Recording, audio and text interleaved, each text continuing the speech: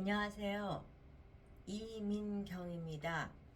저는 이제 국회에서 보좌관 22년을 하고 그 경력을 바탕으로 현재는 행정사를 하고 있는 이민경입니다. 오늘은 우리가 정치권이 국회의원이나 정치권이 욕을 많이 먹고 있는데 그럼에도 불구하고 우리 국민들이 욕 먹는 국회의원을 맨날 뽑고 그들이 존재해야 되는 이유, 그것 중에 가장 중요한 것이 조정과 협상의 능력을 발휘하는 집단, 그들이라는 점, 그 점을 강조하기 위해서 오늘 영상을 찍도록 하겠습니다. 여러분, 좋아요, 구독, 알림 잘 부탁드립니다. 네, 오늘 말씀드리는 거는 우리가 이제 살아가다 보면은 낱마처럼 얽힌 사회적 문제에 봉착하는 경우들이 있습니다.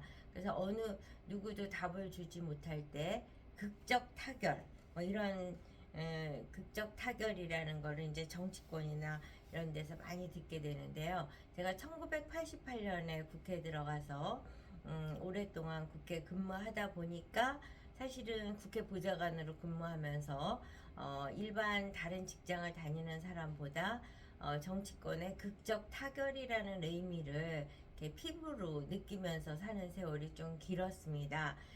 그 과정에서 제가 그때 국회 들어간 지 얼마 안 되고 젊은 나이라서 그랬는지 이제 김영삼 대통령이 굉장히 그분에 대해서는 비판적 의견도 있고 그러지만 정말 얽히고 설킨 문제를 극적으로 타결하는 모습들을 좀 반복적으로 많이 봤었던 것 같습니다. 과거에는 사실 극적인 타결이 가능했던 게 물 위에서는 논쟁하고 갈등하고 반목하고 있지만 물 밑에서는 이제 협상의 조율이 이루어져서 그게 어느 정도 조율의 방향성이 잡히면은 극적 타결을 할 수 있는 지도자가 등장을 해서 갈등의 주체들 간에 악수를 하면서 이제 극적 타결을 하는 그런 사례들을 볼 수 있었는데 최근에는 사실 그 사회적 갈등의 골이 너무 깊어지다 보니까 극적 타결이라는 그런 사이다 같은 속이 시원한 그런 장면을 목격하기가 참 어려운 현실이 되지 않았나 하는 생각이 듭니다. 근데 이와 같은 그런 극적 타결을 해낼 수 있는 그 집단이 바로 정치권이고 국회의원들이라고 생각을 합니다. 그럼 왜 그들이 극적 타결이 가능한가? 그 이유는 제가 봤을 때는 이제 저는 극히 상식적이고 국민 눈높이에서 이제 제가 이 문제를 서술해서 표현을 하자면은 어떤 현안이 있다라고 생각을 했을 때는 그 현안에 대해서 문제를 해결할 수 있는 부처나 기관이나 뭐 이런 것들이 굉장히 여러 곳이 되는 경우가 많습니다. 예를 들어서 우리가 성폭력 문제가 굉장히 사회적으로 또 뜨거운 감자로 이슈가 되고 있는데 그 성폭력 문제를 들여다보면은 그 여성가족부하고 관계가 되죠. 그 다음 법무부가 관계되고 또 이제 경찰의 이제 집행해야 되는 조직이 이제 경찰이니까 행안부라든가 경찰이라든가 이런 게 관계가 됩니다. 그러면 여성가족부가 해야 될 일은 고기만 하고 법무부가 해야 될 일만 이렇게 나눠서 하다 보면은 중복되고 또는 사각지대의 문제가 발생이 돼서 그 문제의 해결점을 찾는 온전한 그림을 그리기에는 이렇게 여러 개 부처를 컨트롤할 수 있는 컨트롤 타워가 있어야 되지 그 각 부처가 알아서 해결하게 하면은 어떤 문제도 해결점을 찾기가 좀 어렵다고 볼 수 있습니다. 그렇기 때문에 그런 현안이 발생될 때마다 TF팀이 이제 구성이 되게 되죠. 그러면 그 TF팀이 구성이 돼서 각 부처가 논의를 하다 보면 어느 부처는 더 많이 일을 해야 되고 어느 부처는 좀 뭐랄까 손해를 보게 되고 이러면은 한 채의 양보도 또 안 하게 되면 어려움이 많습니다. 그렇기 때문에 그 여러 개 부처를 총괄할 수 있는 파워가 있는 또 조율할 수 있는 지위에 있는 사람이 존재해야 되는 거죠. 그래서 이제 그런 일들을 주로 국무총리가 많이 하고 그래도 해결이 안 될 때는 이제 대통령까지 나서서 해결을 하게 되는 거죠. 이제 그럴 수 부처라는 거는 국민 개개인의 이해 당사자는 아니지만 제가 이제 옛날에 보면서 우리가 그 농수산물을 국내에 수입을 할 때 우루과이 라운드라는 그런 게 이제 국제회의에서 논의되고 이러는 시점이 있었는데 이 문제를 해결할 때 보면 농림부 입장과 산자부 입장은 첨예하게 다릅니다. 농림부는 농림부의 이익을 대변해야 되고 산자부는 중소기업이나 기업의 이익을 대변하다 보니까 그 원가를 낮추기 위해서는 해외에서 수입을 해오는 게 산자부 입장에서 맞고 농림부 입장에서는 우루과 그러니까 그 뭐랄까 관세 장벽을 높여서 수입이 안 되도록 하는 것이 이제 농림부 입장에서는 맞는 거죠. 또 이와 같이 생기는 문제점에서는 노동자 문제에서도 마찬가지입니다.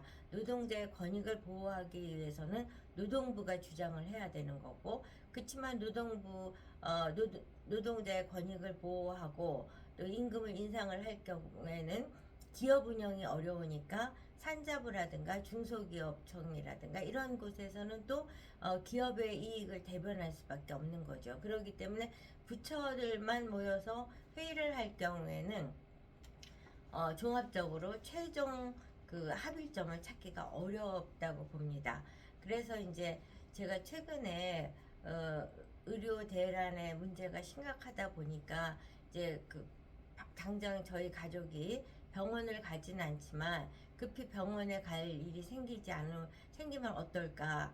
정말 이 시점에 아프지 않은 게 참 다행이다 이런 생각을 하면서도 저 문제가 왜 이렇게 복잡하고 안 풀리나 이런 생각을 하고 있는 차제에 이제 유튜브를 보다 보니까 의료계 어떤 전문가 분께서 굉장히 분석을 많이 하시고 이 문제가 다 해결이 돼야지 해결이 되는 문제지 그 의사 정원을 이제 늘린다고 해서 이게 대학의 입학 정원을 늘린다고 해서 해결될 사항은 아니다. 이런 식의 주장을 하시더라고요. 그래서 그분이 제기한 문제를 보면은 실비보험이라는 것이 생겨서 사람들이 과잉 진료를 하게 되는 문제점. 그 다음에 이제 의료 체계가 이제 그 3차 진료기관이 있고 2차, 1차 있으면은 1차에서 진단서를 받아서 2차나 3차로 건너가야 되는데 국민 편의를 위해서 그 문제를 뛰어넘을 수 있도록 편의성을 주다 보니까 모든 환자들이 3차 진료기관으로 집중이 되다 보니까 이제 중소병원이나 지방의료 그러니까 병원들은 환자가 없어서 어려움을 겪는데 반해서 이제 3차 진료기관인 몇 개 병원에 집중되는 문제점이 을 안고 있다. 뭐 이런 식의 이제 문제점도 말씀을 주시고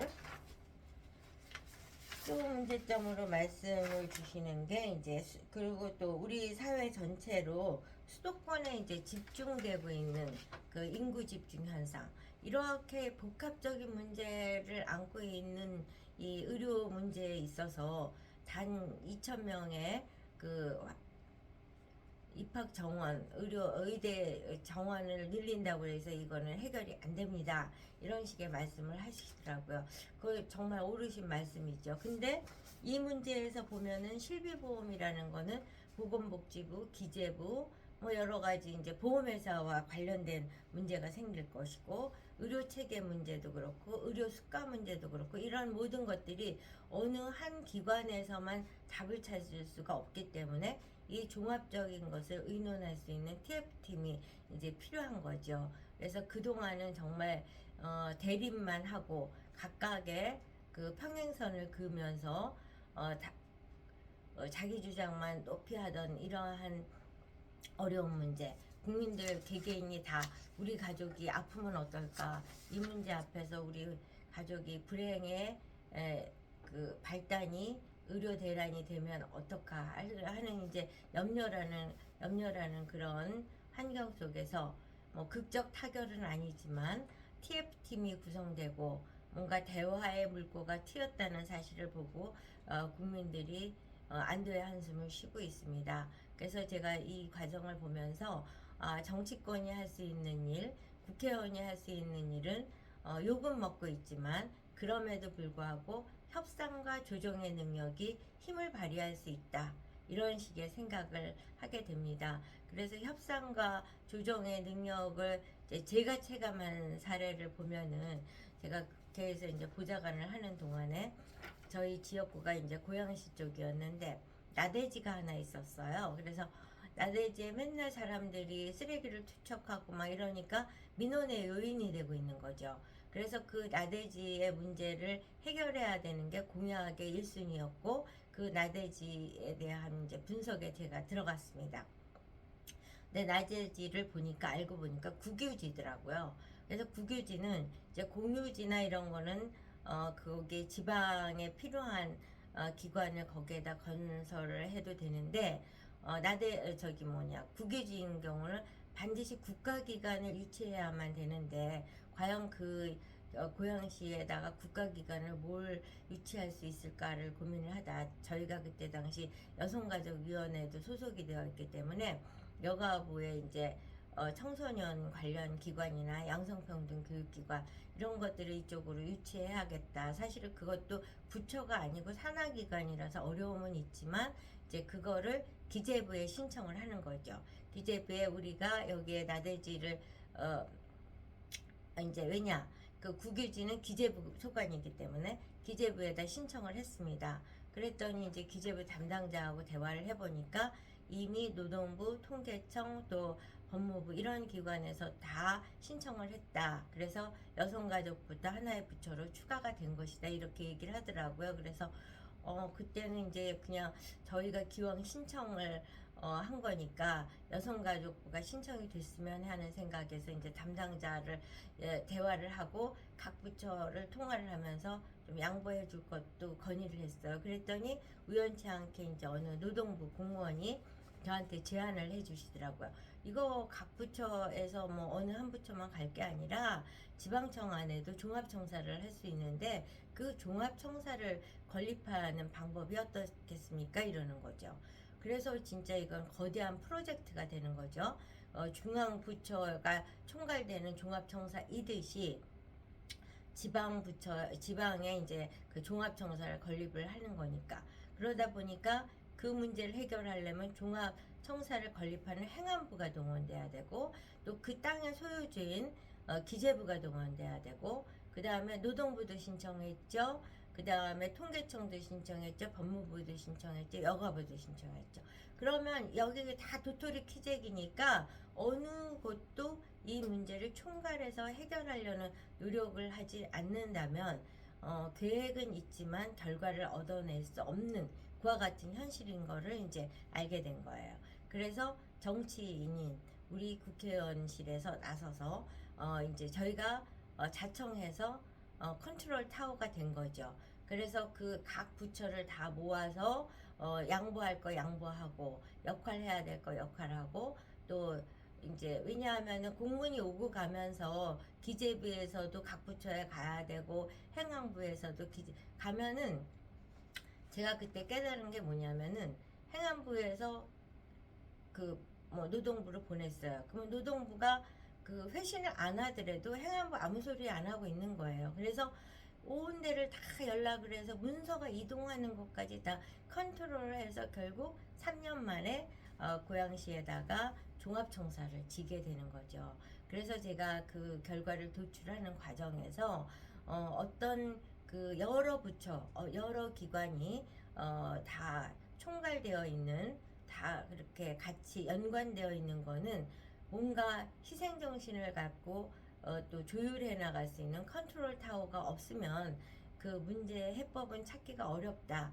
이제 지금 뭐 의료 대란이라든가 성폭력 문제라든가 여러 가지 사회적 이슈를 해결함에 있어서는 한두 군데가 그 해결점을 찾아낼 수 없는 그와 같은 그 주제는 굉장히 많습니다. 그에 비하면 제가 지금 말씀드린 지방종합청사를 건립하는 건 아주 사소한 일에 불과하긴 하지만 그 과정에서 확인한 것이 정치인이 왜 존재해야 되는지, 왜 필요한지, 어느 부처에도 소관되어 있지 않고 단지 국민의 눈높이에서 양보할 걸 양보할 수 있도록 조율하고 협상하는 그 존재가 있어야지만 이 사회적으로 큰 이슈의 해결점을 찾아 나갈 수 있다는 걸 제 체험적으로 느꼈고, 요번에 의료 대란에 대한 대화의 물꼬가 트이고 총리실 산하로 TF팀이 구성된다는 그런 반가운 소식을 들으면서, 우리가 욕하지만 유능한 정치인을 뽑았을 적에